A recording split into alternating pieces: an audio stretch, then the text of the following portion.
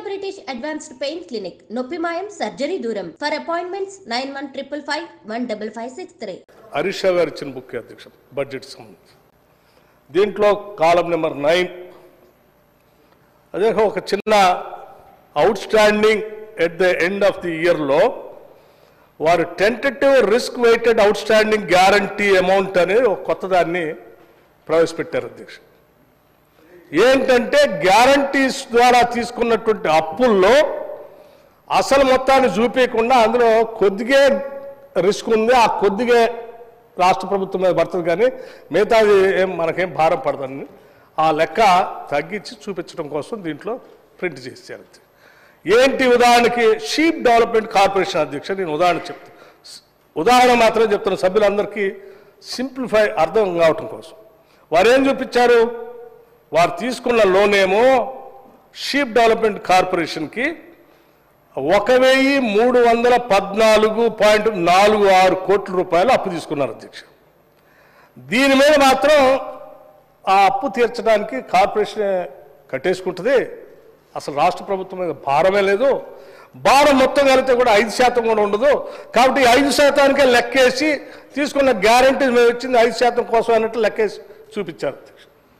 ఇది బహుశా ఎక్కడ చేయరు ఎవరు, మరి 5% కోసమే గ్యారంటీ మీరు రిస్క్ అని అంటే అధ్యక్ష నేను చెప్తున్నాను, ఈ షీప్ డెవలప్మెంట్ కార్పొరేషన్లో 1314 కోట్ల రూపాయలు తీసుకుంటే మీరు చూపించింది 5% అయితే కట్టాల్సింది 65 కోట్లు మాత్రమే అయితే ఇప్పటికీ రాష్ట్ర ప్రభుత్వం 693 కోట్ల రూపాయలు ఈ షీప్ డెవలప్మెంట్ కార్పొరేషన్ తీసుకొచ్చిన అప్పుకి రాష్ట్ర ప్రభుత్వం డబ్బులు కట్టింది అధ్యక్ష.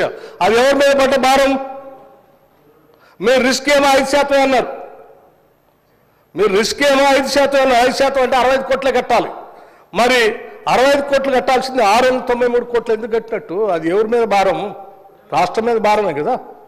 అంటే దీన్ని ఇంత వాస్తవాన్ని తగ్గించి చూపించి తద్వారా మాకు అప్పులు ఇన్ని లేవు అని చెప్పి ఎఫ్ఆర్బిఎం యాక్ట్ ద్వారా వచ్చేటువంటి అవకాశాన్ని ఇంకా అప్పులు తెచ్చుకుందామని ఆశ ఆతృత తప్ప దీంట్లో ఏమైనా ఉంది అధ్యక్ష? ఎంత అప్పులు తీసుకుంటే మీకు దాహం తెస్తుంది హరీష్ రావు గారు? ఎంత అప్పులు? 7 లక్షల కోట్లు దాటితే కూడా మీకు దాహం తీరక అందులో పెట్టినటువంటి గ్యారంటీస్ని ఇంకా 5% చూపించి ఆ ఎఫ్ఆర్బిఎం లిమిట్లో ఇంకా అప్పు తెచ్చుకుందామని, అది కూడా ఎంత అధ్యక్ష ఇదొక్కటే. నేను ఇంకోటి కూడా చెప్తున్నా ఉదాహరణ అంటే కాళేశ్వరం ఇరిగేషన్ ప్రాజెక్టు అధ్యక్ష. కాళేశ్వరం ఇరిగేషన్ ప్రాజెక్టు కింద తీసుకొచ్చినటువంటి అప్పు దీంట్లో చూపించింది, వారి పుస్తకంలో అప్పుడు చూపించింది 64,651.93 కోట్ల అధ్యక్ష. మరి దీన్ని 64,000 కోట్ల రూపాయలుగా చూపించాలి కదా, చూపించకుండా పక్కన కాలంలో నాకు రిస్క్ కేవలం 16,000 కోట్లకే ఉంది, మిగతావి కాదని మరి ఎవరు కడుతున్నారు? ఇప్పుడు కాళేశ్వరం కార్పొరేషన్ నుంచి డబ్బులు ప్రభుత్వం కడుతుందా, లేకపోతే కాళేశ్వరం కార్పొరేషన్ నుంచి వాళ్ళు ఏమైనా డబ్బులు పోగేసి మరి వాళ్ళు కడుతున్నారా? నేను అడుగుతా ఉన్నాను ఇరిగేషన్ మంత్రి గారిని, నాకు తెలిసి సంవత్సరం నుంచి రివ్యూ చేస్తున్నా, ₹1 వాళ్ళు కట్టలే కార్పొరేషన్ నుంచి, రాష్ట్ర ప్రభుత్వం కడతాము. ఏమండి, రాష్ట్ర ప్రభుత్వం కడుతుంది, మరి ఇది మొత్తం లయబిలిటీ రాష్ట్ర ప్రభుత్వం మీదనే కదా.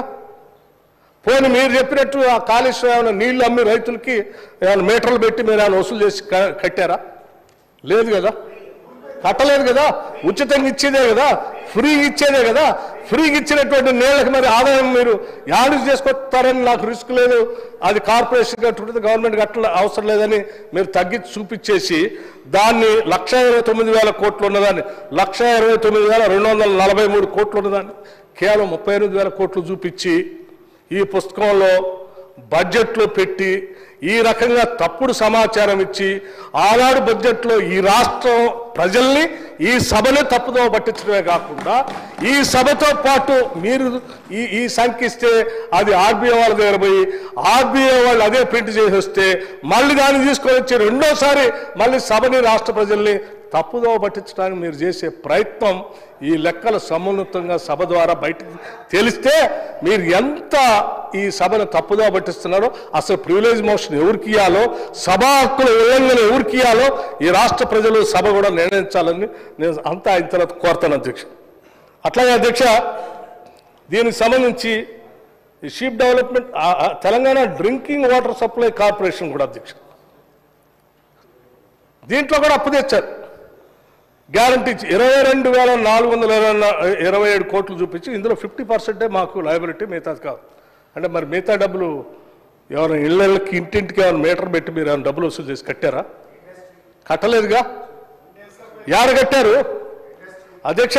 ఇట్లా గ్యారంటీస్ పేరు మీద అధ్యక్ష నేను ఇంకో విషయం చెప్తా ఉన్నాను అధ్యక్ష. వీళ్ళు మీరు చూడండి ఎంత ఈ రాష్ట్రాన్ని ఏం చేయాలనుకోను. FRBM యాక్ట్ సెప్టెంబర్ 19, 2020 అధ్యక్ష. ఆ యాక్ట్ని అమెండ్మెంట్ చేసుకుంటూ ఈ సభలో వాళ్ళు ఏం చేశారంటే అప్పటి వరకు 90% మాత్రమే గ్యారంటీ ఇవ్వటానికి అవకాశం ఉన్నదాన్ని ఆ యాక్ట్ని ఇక్కడ అమెండ్మెంట్ చేసుకుంటూ గ్యారంటీస్ ద్వారా ఇంకా ఎక్కువ డబ్బులు తెచ్చుకోవాలని చెప్పి దాన్ని 200% పెంచారు అధ్యక్ష.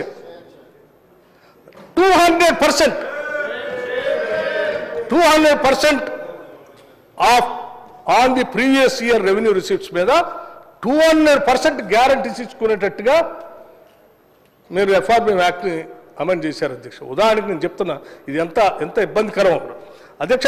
ప్రీవియస్ ఇయర్ రెవెన్యూ రిసిప్ట్స్ మీద 200% మనం గ్యారంటీస్ తెచ్చుకోవడానికి, అంటే గ్యారంటీ ఇచ్చి అప్పులు తెచ్చుకోవడానికి చేసుకుంటే, ఉదాహరణకి లాస్ట్ ఇయర్ మనకి రెవెన్యూ రిసిప్ట్స్ 1,69,000 కోట్ల రూపాయలు ఉదాహరణకు ఉంటే మీరు అప్పులు గ్యారంటీస్ ద్వారా 3,38,000 కోట్ల అప్పు తెచ్చుకోవడం కోసం FRBM యాక్ట్లో మీరు దాన్ని అమెండ్ చేసుకున్నారు. ఇది సరిపోదన్నట్టు ఇంకా ఆ తెచ్చిన గ్యారంటీస్కి మాకు ఏంటంటే కొత్త క్లాజ్ ఒకటి పెట్టేసుకొని ఆ క్లాజ్లో ఇంతవరకు ఏ ఫైనాన్స్ మినిస్టర్ ఆ క్లాజ్ను వాడి దాంట్లో ఏదో tentative risk weighted outstanding guarantee amount అని ఇంతవరకు ఎవరు పెట్టలేదు అధ్యక్ష. రాజేంద్ర గారు పెట్టలే, మీ ముందున్నటువంటి కె చంద్రశేఖరరావు గారు పెట్టలే, లేకపోతే మేము కూడా పెట్టలేదు. ఎందుకంటే అది వాస్తవం కాదు కాబట్టి. ఇలా తప్పుడు సమాచారం సభకిచ్చి దాన్ని తగ్గించి చూపించి తద్వారా రాష్ట్రానికి అప్పులు లేవు, ఇంకా FRBM లిమిట్ ప్రకారం నాకు 200% చేసుకోవడానికి అవకాశం ఉంది, నేను చేసుకుందాం, ఇంకా అప్పులు తెద్దాం అని ఆశ యావ తప్ప ఇందులో ఏమీ లేదు.